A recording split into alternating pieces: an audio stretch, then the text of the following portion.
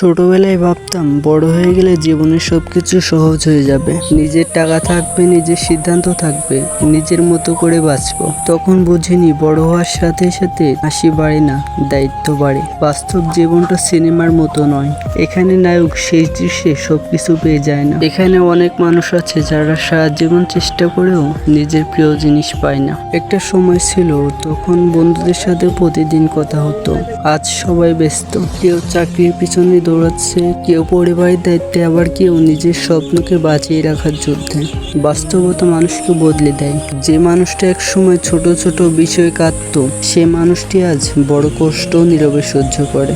যে মানুষটি এক সময় সবাইকে বিশ্বাস করত, সে আজ কাউকে বিশ্বাস করার আগে হাজারবার ভাবে। জীবনের সব থেকে কঠিন শিক্ষা বই থেকে পাওয়া যায় না।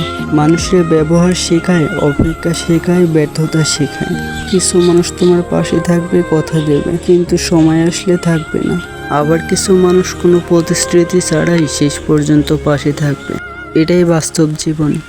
এখানে সবাই তোমার গল্প শুনতে চায় না, সবাই তোমার কষ্ট বুঝবে না, সবাই তোমার জন্য থেমে থাকবে না। তাই এক সময় মানুষ বুঝে যায় নিজের যুদ্ধ নিজেকেই লড়তে হয়। তবুও জীবন সুন্দর, কারণ প্রতিটি কঠিন দিনের পর একটি সুন্দর সকাল আসে। প্রতিটি ব্যর্থতার ভিতরে লুকিয়ে থাকে নতুন একটি শিক্ষা, আর প্রতিটি ভাঙা স্বপ্ন মানুষকে আরো শক্ত করে গড়ে তোলে। দিনের শেষে আয়নায় নিজের মুখ দেখে যদি বলতে পারো আজও হেরে যায়নি, তাহলেই তুমি জিতবে। কারণ বাস্তব জীবনের সবচেয়ে বড় বিজয় হলো হাজার কষ্টের মাঝেও নিজের স্বপ্নকে বাঁচিয়ে রাখা। ধন্যবাদ।